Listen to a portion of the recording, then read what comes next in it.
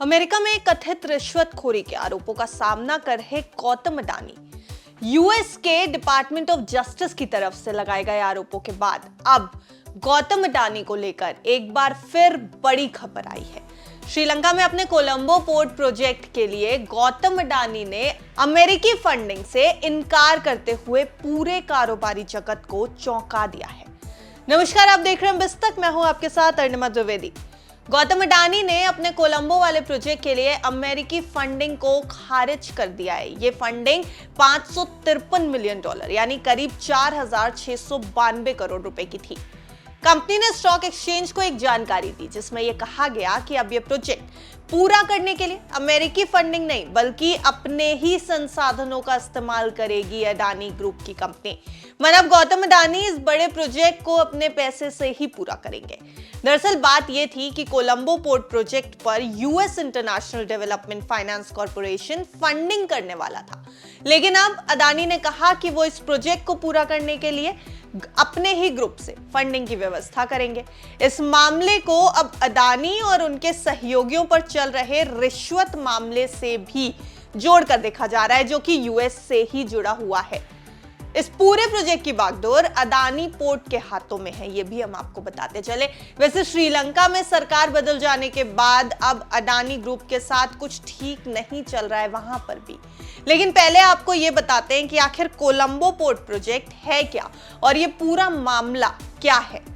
Colombo port project की अगर बात करें तो कोलंबो पोर्ट की कैपेबिलिटी का विस्तार करने के लिए यह प्रोजेक्ट साल 2021 में स्टार्ट किया गया था और इसे गौतम अडानी की कंपनी अडानी पोर्ट्स और श्रीलंकाई ग्रुप जॉन कील्स होल्डिंग्स द्वारा पूरा किया जा रहा है। यह कोलंबो वेस्ट इंटरनेशनल टर्मिनल यानी जिसे CWIT भी कहा जाता है, यह श्रीलंका का सबसे बड़ा कंटेनर टर्मिनल होने वाला है। अब इस काम को पूरा करने के लिए अडानी ग्रुप की कंपनी ने अमेरिकी फंडिंग के लिए बातचीत शुरू की थी। अडानी पोर्ट्स ने कोलंबो के इस प्रोजेक्ट के लिए यूएस डेवलपमेंट फाइनेंस कॉर्पोरेशन, जिसे USDFC भी कहा जाता है, इसके साथ $553 मिलियन फंडिंग को लेकर बात की थी, जिस पर बीते साल नवंबर महीने में मंजूरी भी मिल गई थी और इसकी समीक्षा प्रक्रिया जारी थी। लेकिन इसी बीच हुआ क्या? इसी बीच ये हुआ कि अमेरिका में लगाए गए कथित आरोपों के बीच अब Adani ports and special economic zone ने यह बड़ा फैसला लेते हुए इस फंडिंग को ना लेने का फैसला कर दिया। गौतम अडानी की कंपनी अडानी पोर्ट्स के इस बड़े फैसले को एक बड़ा कदम माना जा रहा है। अगर कंपनी के शेयर्स की भी बात करें, क्योंकि इस पूरी खबर का देखिए शेयर्स पर तो असर होगा, स्टॉक मार्केट पे भी असर होगा अडानी पोर्ट्स के शेयर्स पर, तो चलिए इसकी बात करनी भी जरूरी है।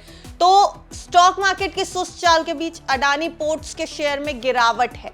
लाल निशान पर यह कारोबार करते हुए नजर आए 11 दिसंबर को।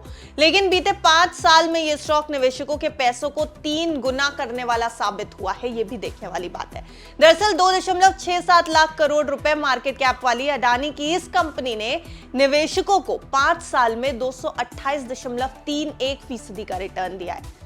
तो कुल मिलाकर अडानी ग्रुप ने यूएस से फंडिंग ना लेने का फैसला करके अमेरिका को एक करारा जवाब देने की कोशिश तो की है, अडानी ग्रुप पर जो आरोप लगे हैं, गौतम अडानी पर जो आरोप लगा है उसके बाद।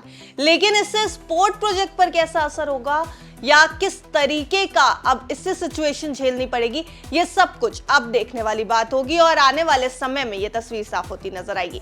आपको क्या कुछ लगता है हमें कमेंट सेक्शन में जरूर बताइएगा। बिजनेस जगत की हर छोटी बड़ी खबर से जुड़े रहने के लिए देखते रहिए बिस्तक।